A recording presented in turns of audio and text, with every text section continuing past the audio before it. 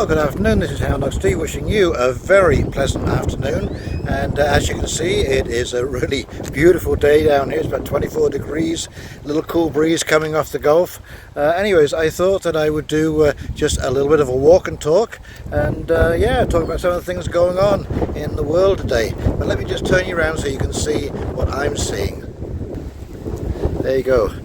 There is the Gulf of America, or the Gulf of Mexico, whichever you prefer, and she's pretty calm today. Well, there is still a breeze coming off the Gulf, but yeah, we're on a back street here, and I just wanted to take a little wander through this cemetery. This is fairly typical for down here. Every little town that has a strong Mexican component has these amazing cemeteries, and they are just an absolute joy to walk through and look at all of the colors, and they're very well kept. A lot of these are, of course, fishermen that were lost at sea during the storms and so on and so forth, doing the shrimp fishing. But yeah, absolutely gorgeous, jam-packed on this little corner of Port Isabel. So yes, I guess one of the first things we should talk about is the stunning effect of Jeffrey Epstein and those files being released. This is absolutely unbelievable. It's making everyone's hair stand up on end, and it is, some of the stuff that I've seen is absolutely unbelievable. It is beyond description, and I will almost guarantee you that this is not the worst. You will never see the worst of what these people have been getting up to, and I can assure you, ladies and gentlemen, it is pretty bad. And already heads have started to roll. You know, there are three top aides to Keir Starmer in the UK have suddenly resigned because of their connections to the Epstein file. There was one very strange resignation in Canada here with the port commissioner that stepped down because he has ties to a company in the Middle East called DP Enterprises, and if you know what that means, you know, Jeffrey Epstein put those two and two together. But anyways, there's connections between him and the shipping line, so he has had to resign. And that's just, I mean, these are just the ones that we've heard of. I'll pretty well guarantee you that there is going to be plenty more of resignations coming up, and you know, it's actually stunning that it has gone this far, because you know, I mean, I did a video a few years back now on Jimmy Savile and Prince Charles and their connection, and I mean, that is absolutely staggering, my friends. Got to step over the leash here, walking the dog at the same time through some very narrow pathways in this graveyard. But yeah, Jeffrey Epstein, Prince Charles, as he was then, and Jimmy Savile. You look up Jimmy Savile. Oh my God! I mean, this guy is beyond belief. He is horror show of horror shows for children. And yet, when I was growing up, Jimmy Savile was revered. He was a DJ, top of the pops. Well, everyone loved Jimmy Savile, and it turned out that he was just an absolute monster. Well, anyway, it turns out that you know, Prince Charles and Jimmy Savile have a real close friendship together. Jimmy Savile's, of course, dead now, and of course, this is when all of the revelations started to come out about the situation. But Prince Charles wanted his Jimmy Savile to be the godfather of Harry, Prince Harry.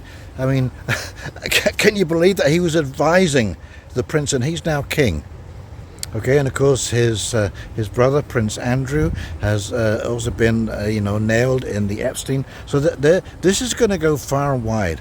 And as I said to people, it's not going to feel very satisfying, but these people are so their image is so important to them, and to have a loss of face like that is absolutely. I mean that's worse than hell to them, to have that situation.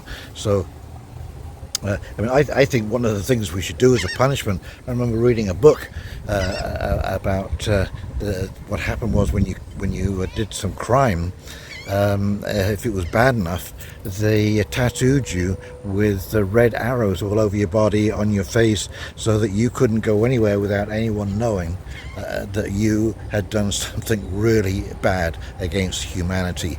And I'm thinking that maybe we should be thinking along those lines.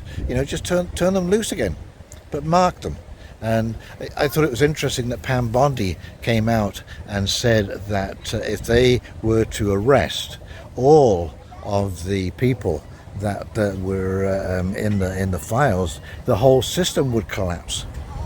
So maybe you are getting the picture of how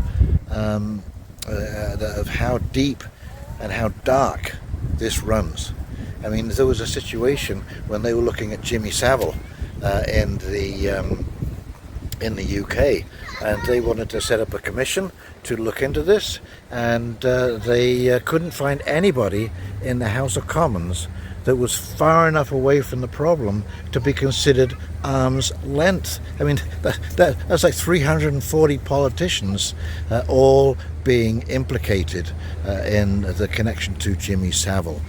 Margaret Thatcher nominated him for a knighthood, for goodness sake, and the Queen knighted him. I mean, it's just absolutely stunning. So heads are going to roll, and it's going to be interesting, and I think that we will get a degree of satisfaction of watching these people fall from grace, because we're living in a different world now. We're living in a world where you now have let's just say 2 billion people who are wired into the internet, who've heard about this, and they are now researching these first 3 million documents that have been released from the files. There's 6 million in total.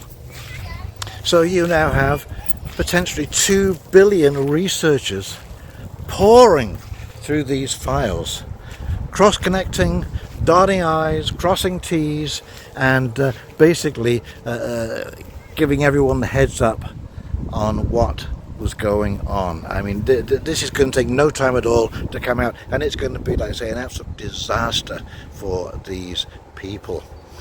The other thing in the news this week was the Tumbler Ridge, where a young lad who was transgender went into a school and basically shot a whole bunch of kids. I think 10 children died.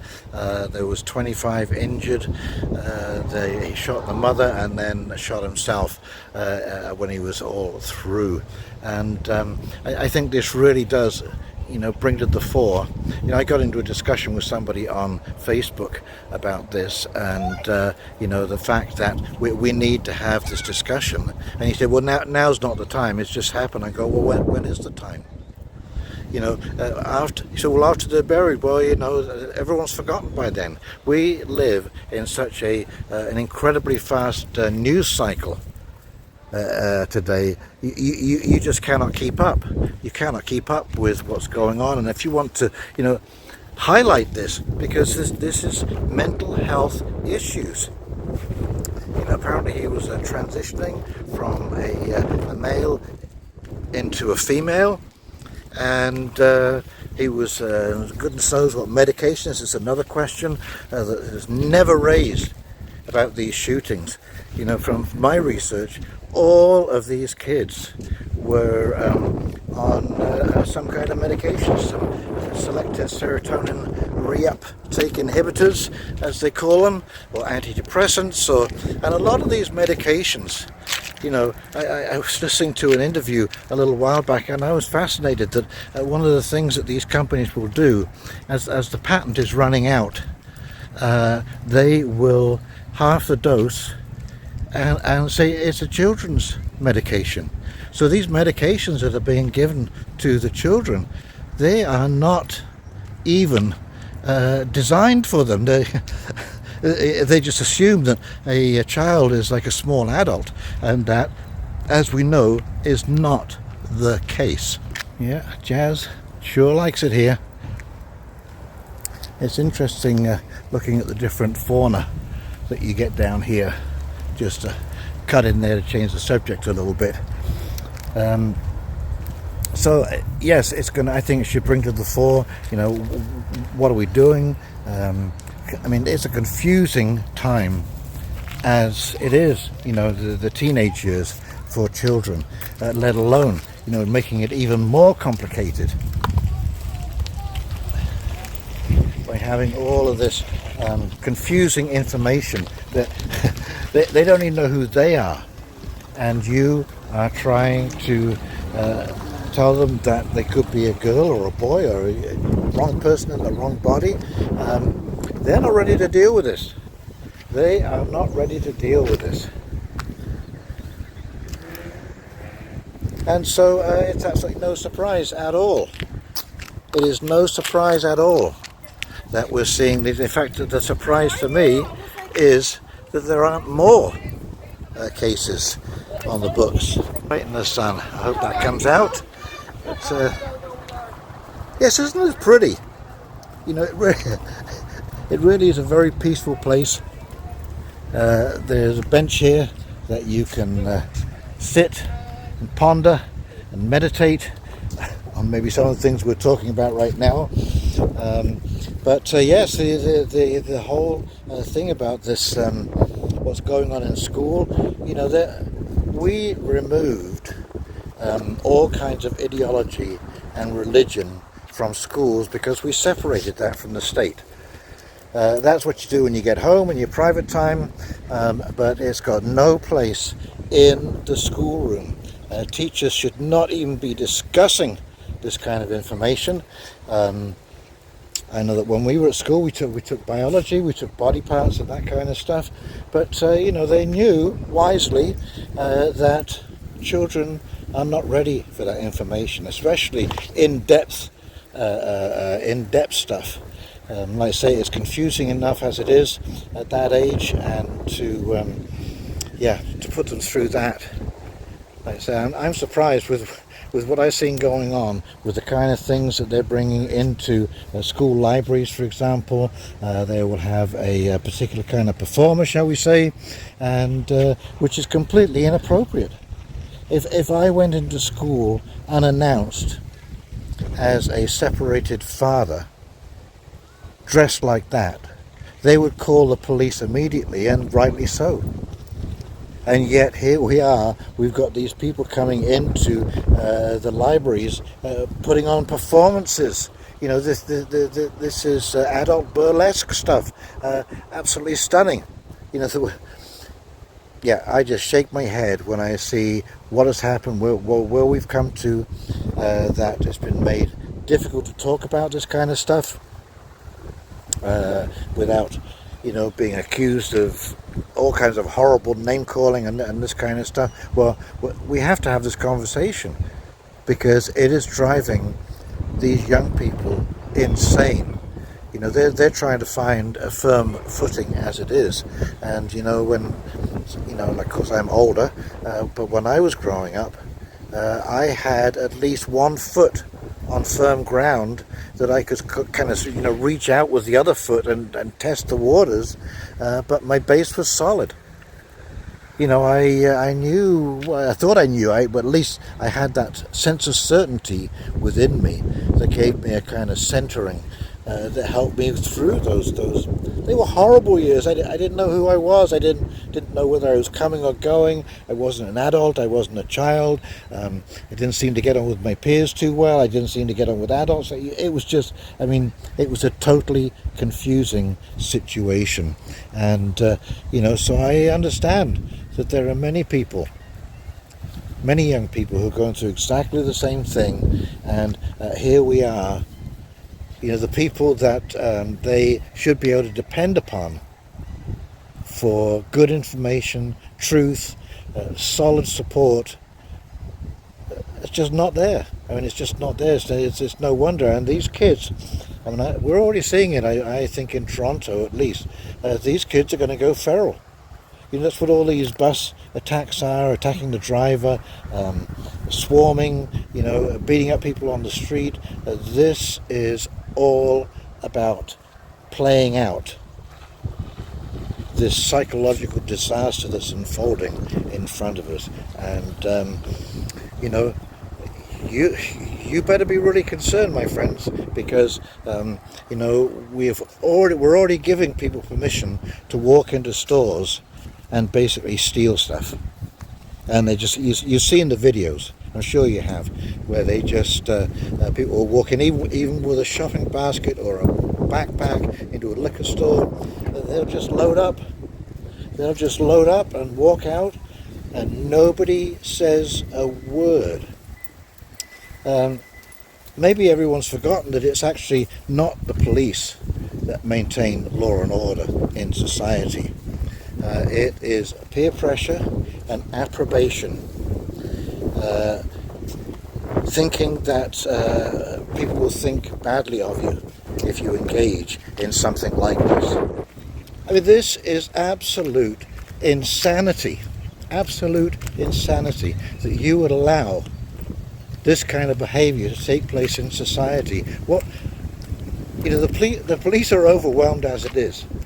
They have a recruiting problem as it is, and you are making their job harder by giving permission to people to act out in society. And is this the kind of society we want to live in? Is it really? Because it's certainly not the kind of society that I want to live in. And so yes, this is going to have all kinds of repercussions, horrible unexpected consequences, because I'm not saying that all the youth are bad, but I tell you what I am saying is that everyone has the potential to become psychologically unbalanced if you throw enough contradictions into their brain, where they can't make sense of the world. And then all of a sudden, they just stop trying. They just stop trying to make sense in the world because you can't make sense of it. I don't think many people realize how much damage was done during COVID with all the contradictions all the kids saw. You could shop in Walmart, but you couldn't go into a hairdresser's or a mom and pop store. But you could go in and get a pack of cigarettes or a bottle of liquor. Oh yeah, I'm not going to interrupt those services, are we? So those things upset the mind, and they're just a continual repetition that rules don't mean anything. There is no sense to any of this, and you can't make sense to any of it. Okay, so we managed to navigate that road successfully without getting killed. It's a very busy highway, Highway 100, and the only access point into the South Padre Island. But the good news of the week is the Universal Ostrich Farm, they've sent an appeal to the Agricultural Tribunal, the Federal Agricultural Tribunal, and they ruled in Katie's favour. They said that the CFIA completely didn't follow protocol when it came to notifying them about their quarantine. It was sent by email, it should have been delivered by hand, and so they've set aside the $10,000 fine that was given to them by a previous court. And so I was talking to Katie the other night, and I was urging her strongly to go after this is now the time to bring your lawsuit against these absolute out of control people, this bureaucracy that doesn't answer to anybody. And if you think this doesn't concern you, well, I've got news for you, my friend. Because when is it you? When is it your property? When is it your pet? And they just come onto your property and take your stuff, push you out the way, and have the police do their dirty work for them? I mean, that was actually incredible. We pay the police to protect us, and they protected that institution, knowing full well that they were breaking protocol, that none of it made any sense at all. Those cops were running around without hazmat suits on, without a care or concern, and yet this is supposed to be a deadly virus. Now, I don't know whether this is going to get washed out with wind. I've got my microphone on, but I just want to come down here so you can take a look at the South Padre Island Causeway. This is goes where the dock cruises, bay fishing. And so, of course, there are always pelicans.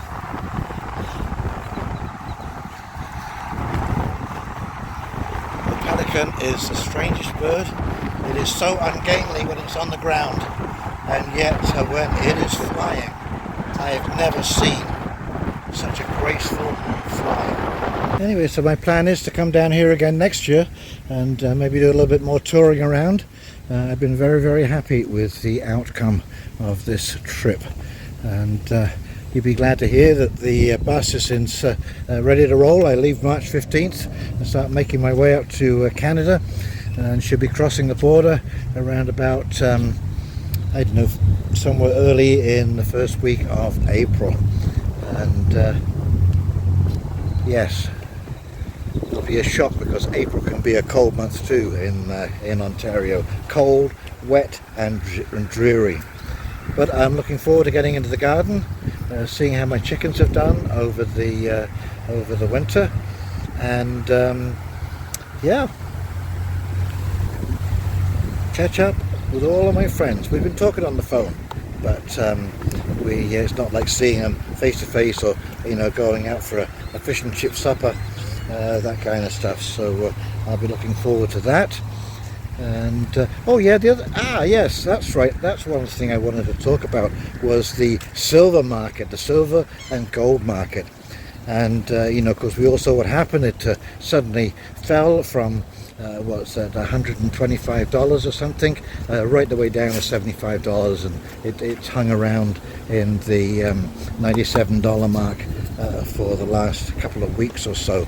Well, this is the beginning of the separation between the paper market and the physical market, because if you went on to the Shanghai bullion exchange when the crash was taking place on this side of the border, or this side of the world, sorry, it was still $123. I think I posted in a video that I did before. It was still $123 over there, and it was down to $85 down here.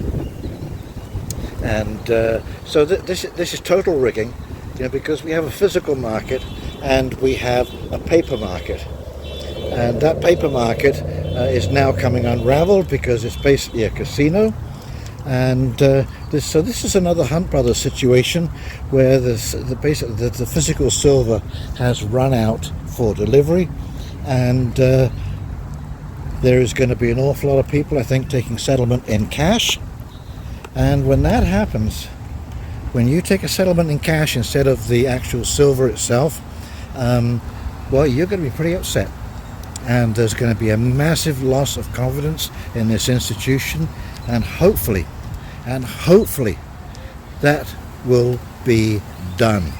These people are just an absolute disgrace, the way they distort the stock market, the way they distort the whole financial market. It's absolutely incredible. We now have algorithms that are writing articles for the financial industry, and we have trading algorithms that are using that information, reading that information and using it to trade with, and then those other algorithms that are writing those articles are writing on those trades and reporting on that. I mean, it's absolutely insane. We have, and again, this is another thing that took place, and why this all happened so quickly, was that, you know, it was a cascade event. Okay, these big players, they have stop loss programs, and so that means that when it reaches a certain level, it's like, okay, get out, I'm out of it. Well, when that happens, the price drops a little bit more, another stop loss gets triggered, drops a little bit more, and like I say, you get into a cascade situation, and this can bring, as we can see, can completely bring down a market and distort the market. Now, just a little aside here, you know, one of the things, of course, we're coming into an election here, and that's why you're seeing all of these election signs all over the place. And but you know, I don't know if you have noticed as I walk around, but there is pretty much zero garbage, and the reason is because the township just has a whole bunch of these bins all over the town. Okay, it's free to use. Got garbage, throw it in there. Got litter, throw it in there. And you know, that's the reason. That is the reason that they have such a clean little town here. And we seem to have the opposite thing happening in Canada. You know, I remember when I had my barber shop, and there was a big 45-gallon drum that they used as a garbage can, right? And I came into work one morning, and you know, the can was gone. So I phoned up the city, and they said, "Hey, listen, you know, where's the garbage can gone?" She said, "Oh, well, we took it away." I said, "Well, why did you take it away?" "Well, people were using it too much." I said, "I beg your pardon?" She said, "Yeah, people were using it too much, so we you know, we can't have that kind of abuse. We had to take it away." I said, "Well, surely the answer would have been to have a second one." You see, where we were, there was a whole bunch of you know, chalets that you could rent during the summertime. And so what would happen is people would get, you know, a shopping bag from the IGA or something, and they would use that as a garbage bag. They wouldn't know when the regular garbage pickup days are, so they would put it into a bin like that 45-gallon drum. And even if they were overusing it, surely it's cheaper to have someone take all that garbage out of the can and throw it into a bigger bin than it would be to have you know, an individual walk around and pick up all the crap because people just left it on the side of the road. I can't believe how backward thinking, you know, the municipality here, it's not big, it's only about 5,000 people, and they realise that tourism is their bread and butter, and the prettier that they can make this little village, well, the better everyone is going to be. Okay, so silver, hang on to your hats. Don't be doing anything rash. The fundamentals have not changed. It is just going to be a bit of a rocky path. It's going to be a bit of a rocky path until this comes to an end, until we are working off straight bullion and we have a price finding mechanism.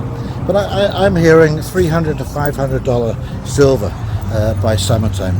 Now, not financial advice.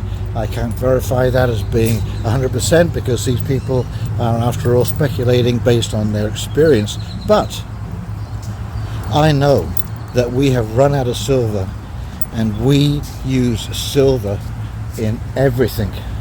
Absolutely everything. Now, you notice that sky. You notice that there is no lines going across that sky, and because the Texas government outlawed that.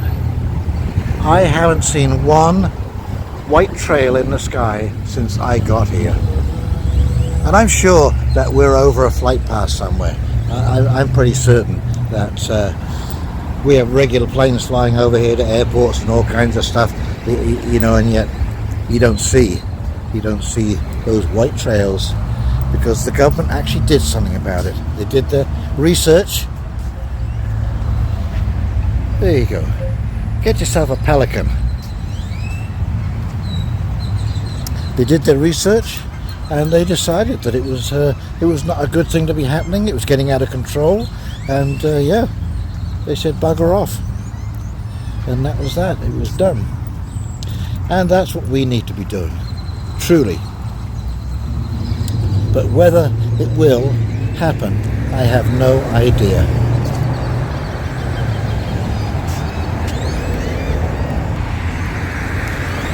Get in the right position here, sun's right in my eyes. Okay, well that's about it for the walk and talk. I hope you've enjoyed that, and someone did put a note in one of the comments that they like that format, so I may try and do one of these once a week and just sort of cover some of the news that's been taking place. But if you've enjoyed this video, please like, comment, subscribe below, and in the meantime, this is Houndog Steve wishing you a very pleasant, beautiful afternoon, and we'll talk very, very shortly. See you now. Bye.